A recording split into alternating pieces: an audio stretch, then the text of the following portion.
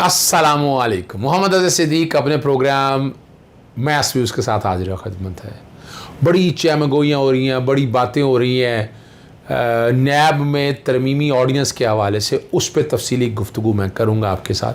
फिर कुछ अदालती ख़बरें हैं एहतसाब की, Lahore high court, Sindh high court, Islamabad high court. अगर वक्त बच गया तो कोशिश करूँगा सब पे। सबसे पहले आ जाते हैं अभी बैकग्राउंड पे आपके सामने, ये मैं सामने रख रहा हूँ। 31 अक्टूबर को ये भेजा है प्रिंट मैनेजर प्रिंटिंग प्रेस को, third national accountability third amendment ordinance 2001। इसके अलावा इसके साथ साथ ही आगे चल रहा होगा जो सेकंड अमेंडमेंट ऑर्डिनेंस है कि जिसमें पब्लिक ऑफिस होल्डर आम है, उसमें तफसीली मैं बात कर चुका हूँ। इसमें 3 मेजर चीज़ें हैं जो यानी असल में डराया जा रहा है कि जनाब चेयरमैन नैब को पता नहीं बहुत बड़ा को रिलीफ दे दिया। कोई रिलीफ नहीं मिला है चेयरमैन नैब को। ये बिल्कुल गलत बात की जाती है कि चेयरमैन नैब को रिलीफ दे दिया। क्या रिलीफ दे दिया जी? जो पहले अगर कोई मिसाल के तौर पर अगर वो पहले पेंडिंग पड़ा है, कोई रेफरेंस अगर गया भी है, पहले तो बात है वो रेफरेंस के दायरे कार में आता ही नहीं है। मैं आर्टिकल 209 बैकग्राउंड पे फिर दोबारा चला रहा हूं आम आदमी की समझ के लिए। या हमारे यहाँ गुमराह किया जाता है, लोगों को बताया जाता है पता नहीं क्या हो गया, क्या ऐसा आसमान गिर गया। उसमें कोई चेयरमैन नैब को ना फायदा या ये हो सकता है कि जो तरमीम की गई है सदर पाकिस्तान चेयरमैन नैब को हटा सकते हैं। उसी तरह यानी जो ग्राउंड्स हैं 209 में मिसकंडक्ट और मेंटल कैपेसिटी के हवाले से, तो ये भी इतना आसान काम नहीं है। लेकिन वहां सुप्रीम जुडिशल काउंसिल का तरीकाकार नहीं अपनाया जाएगा, वो मैथडोलॉजी नहीं आएगी। ये भी एक ऑर्डिनेंस है। पहला ऑर्डिनेंस जो 6 अक्टूबर को जारी हुआ था 120 दिन मैंने पहले कह दिया था। फिर जो दूसरा ऑर्डिनेंस अब ये आया ये भी 120 दिन का ही है। तो जो कुछ भी करना है इसी में 100 अगर ये अपना तरीकाकार है, उसके बाद अगर आगे तरमीम करनी हो तो करारदाद आएगी। यहां मैं 2 एंगल आपके सामने पहले रखूंगा ताकि क्लैरिटी के साथ दे दूं। आर्टिकल 89 बैकग्राउंड पे चल रहा होगा आपको समझ के लिए कि उसके आगे फिर रेजोल्यूशन नेशनल असेंबली में आ जाएगी और इसकी मुद्दत 120 दिन और हो जाएगी। ये 240 दिन से आगे ज़्यादा चल नहीं सकता। लेकिन अब जो ये दूसरी तरमीम दी है, इस तरमीम का एक तो एंटी मनी लॉन्ड्रिंग एक्ट, और ये मैं समझता हूँ ये ज़्यादती इस कॉन्टेक्स्ट में। एंटी मनी लॉन्ड्रिंग एक्ट को नैब के जुरिसडिक्शन में कैसे ला सकते हैं, ये एक अलग सवाल है। ये चैलेंज हो सकता है किसी वक्त भी। पहले क्या था, नैब एक इंडिपेंडेंट सेक्शन 9 करप्शन और करप्ट प्रैक्टिस देख रहे थे, और इनका जो ट्रायल है शेड्यूल के मुताबिक वो करती थी नैब का कोई ऑफेंसेस लगते थे, साथ एंटी मनी लॉन्ड्रिंग एक्ट आता था। अब यहाँ जाके जो तरमीम की है उन्होंने बैकग्राउंड में आपके सामने चल रही है, वो सेक्शन 2 के अंदर है कि वहाँ डाल दिया है कि 6 अक्टूबर जो इंक्वायरी, इन्वेस्टिगेशन, रेफरेंस और ट्रायल 6 अक्टूबर की पोजीशन पे आ जाएंगे। यानी जो सेकंड अमेंडमेंट का फ़ायदा उनके लिए रोक दिया है। और इसमें यकीनन फ़ायदा जो मसाइल बनने हैं वो आसिफ अली जरदारी को अगर देखा जाए, उन्होंने चूँकि नैब की कोर्ट से दरख्वास्त खारिज हो गई थी, उन्होंने इस्लामाबाद हाई कोर्ट में आगे और 9 नवंबर के लिए वो डेट पड़ी हुई है। तो इसलिए कोशिश की जा रही है कोई फ़ायदा ना हो सके। इधर से आपको पता है यहाँ भी शहबाज शरीफ या बाकी लोगों को एंटी मनी लॉन्ड्रिंग एक्ट के केसेस थे कि किसी तरह से नैब के दायरे इख्तियार से निकलें, और वो स्पेशल कोर्टें हैं, वो आमला के तहत सेशन जज अमूमन जो है ना एडिशनल सेशन जज के पास जुरिसडिक्शन है वो देखते हैं। तो ये एक जो बड़ी बात है ना कि इनके लिए ये मसाइल बनेंगे।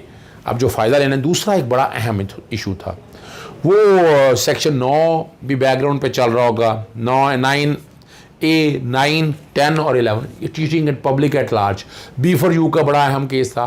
कुछ सोसाइटीज़ के हवाले से केसेस थे, तो वो भी नैब के जुरिसडिक्शन से निकल रहे थे। आपको मैं पहले भी जिक्र कर चुका हूँ कि ये जो पहली तरमीम आई थी उससे लोगों को बहुत रिलीफ, ऐसे जो पब्लिक एट लार्ज जो चीटिंग की थी वो भी निकल जाएंगे। तो वो उनका दरवाज़ा इन्होंने अब इस अमेंडमेंट के ज़रिए बंद किया।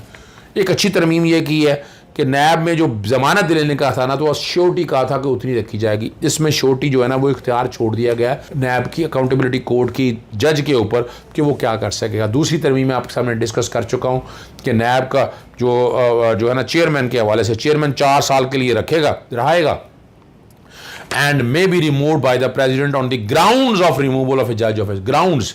सिर्फ ग्राउंड की बात है, प्रोसीजर की बात यहाँ पर नहीं है। तो ये भी गुमराही गलत है कि चेयरमैन नैब को कोई एनओआर दे दिया है। क्या चेयरमैन नैब को एनओआर दे दिया? चेयरमैन नैब तो अपने वो मुद्दत मुलाजम पूरी कर चुके हुए हैं। वहाँ जिसकी बातें हो रही हैं ना सारी इस कॉन्टेक्स्ट में रेफरेंस के, और दूसरा वो अगर मैं मान भी लाऊँ वो वीडियो वो अपना कोई है तो वो तो आपके सामने जो अरशद मलिक वाला केस है उसके स्टैंडर्ड दे दिए हुए हैं, उस वीडियो का उस तरह फोरेंसिक होना है, उस औरत ने आज तक कोई दरख्वास्त नहीं दी, कोई पर्चा दर्ज नहीं कराया, कुछ भी नहीं हुआ, हवाई बातें हैं सारी, तो ऑथेंटिसिटी भी क्लैरिटी के साथ नहीं है, तो इसका कोई फ़ायदा नहीं होना। तो ये गलत बात है। अब चलते हैं आगे अदालती मामलात की तरफ आपके। हाँ, एक चीज़ और रहेगी इसमें, एक और था कि ट्रायल में इलेक्ट्रॉनिक डिवाइस इस्तेमाल करने का ये भी कह दिया कि 6 अक्टूबर से पहले जो एविडेंस जिस तरह हो रही है उसी तरह होती जाएंगी, आगे से जो है ना इलेक्ट्रॉनिक डिवाइस के हवाले से कोई मैकेनिज्म, उससे काफ़ी ट्रायल रुक गए थे। तो एक ये तरमीम जो है ना बड़ी कर दी गई है। आपको यही ऑर्डिनेंस के हवाले से आपको ले चलते हैं। इस्लामाबाद में नूरियाबाद प्लांट जो है ना रेफरेंस समात, ये आपको पता है, इसके अंदर मुराद अली शाह पर फ़र्द जुर्म फिर एक दफ़ा आयद नहीं हो सकी। मुलज़म नियाज़ अली शेख ने नायब तरमीमी ऑर्डिनेंस के तहत दरख्वास्त दायर कर दी। अब चूँकि पब्लिक ऑफिस होल्डर है, मैं नहीं समझता कि इसमें कोई फ़ायदा हो जाएगा, और जो है ना नोटिस जारी कर दिया। कोरोना वायरस का शिकार होने मुलज़म की रिपोर्ट जमा करा दी है। अदालत ने कहा 1 हफ़्ते का वक्त देते हैं। जज असगर अली का रिमार्क्स है, और सुना यह है कि नैब का एक नया ऑर्डिनेंस भी आया है। प्राइवेट लोगों को नैब के एहतसाब अदालत के दायर अख्तियार से निकाल दिया गया था, वकील ने बताया, और 17 नवंबर तक जो है ना ये समात मुलतवी हो गई है। अगला जो इसी तरह शर्जील नाम अमन का सिंध हाई कोर्ट में केस था, वो खुफिया इंक्वायरी के ख़िलाफ़ था। दरख्वास्त पर फैसला महफूज किया, और ये बेल बिफोर रेस्ट है कि 2017 में भी 2 साल तक वो जेल में रहे हैं। ये सारी बातें उन्होंने बड़ी क्लैरिटी के बताया था कि एक ही इंक्वायरी यहाँ हो रही है रोशन सिंध के हवाले से, एक इस्लामाबाद में हो रही है, तो देर आर सर्टन अपना कन्फ्यूज ओवर देयर। तो उस पर जो है ना अदालत के सामने यही है कि नैब कोई रेफरेंस नहीं बना रही, इंक्वायरी ज़ाहिर करके गिरफ़्तार करना चाहते हैं। ये वकील शर्जील नाम अमन के ने बताया, और वो कहते हैं हम चाहते हैं कि अगर नैब को इंक्वायरी शुरू करे तो कम से कम कॉल अप नोटिस जारी करे।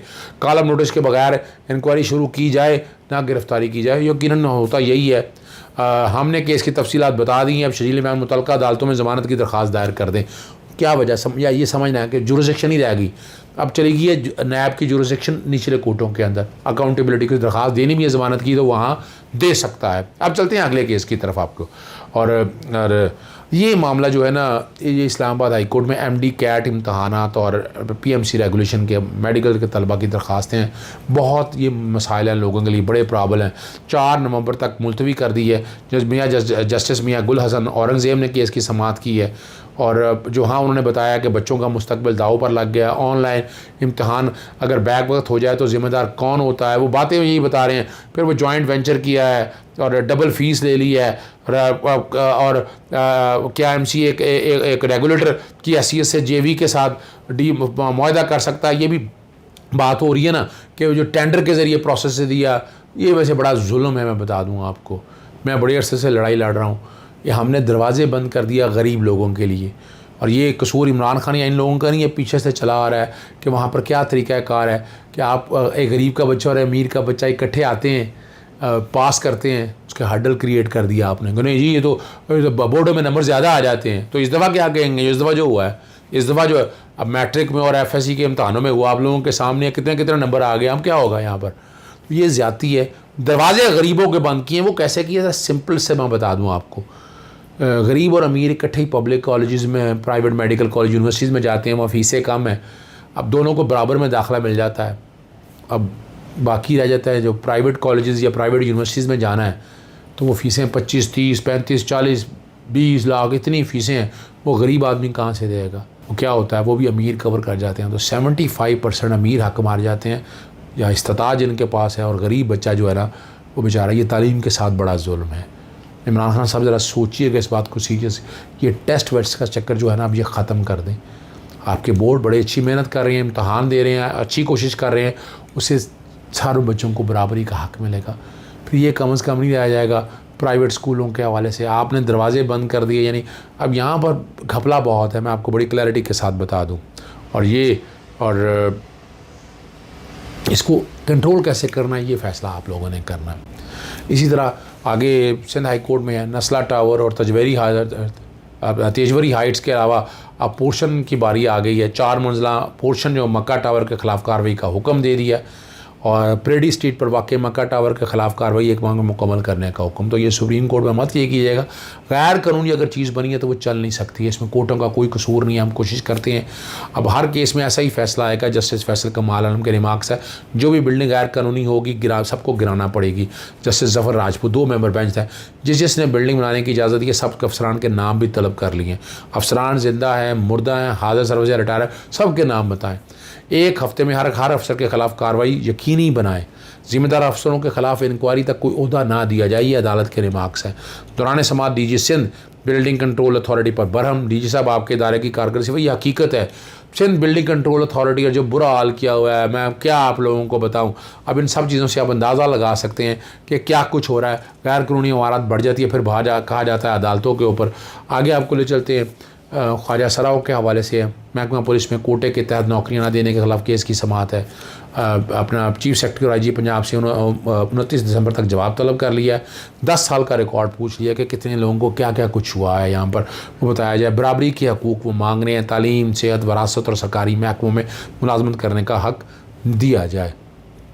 आगे चलते हैं और आपके सामने जो अहम इशू रखना है मैंने, और वो आखिरी है, वो मेरा ही मामला है। आटे की कीमत मुकर्रर करने के वजह से लाहौर जैसे शाही जमील के पास समाअत हुई, मामला दो रुकनी बेंच के बजाती है। आपको पता है कि चीनी की कीमतें मुकर्रर करने का मामला जो है वो चैलेंज किया, वो डिवीज़न बेंच के सामने है। तो ये भी कहा कि ये भी उन्हीं बेंच के सामने लगाया जाए। जुडिशल एक्टिविज़म पैनल की तरफ से बताया गया, मैंने नेशनल फूड सिक्योरिटी और प्रोडक्शन डिपार्टमेंट बाकी लोगों को मैंने फ्रीक बनाया कि एसेंशियल कमोडिटीज़ हैं, इनकी कीमतें जो है ना वो हुकूमत वक्त मुकर्रर करनी है। वक्त चूँकि ज़्यादा हो गया, बात करने को और बहुत कुछ है। अगले टॉपिक के लिए दोबारा आपसे मुलाकात होगी अपना मंगल 2 नवंबर सुबह 8:30 बजे। इजाज़त चाहूँगा।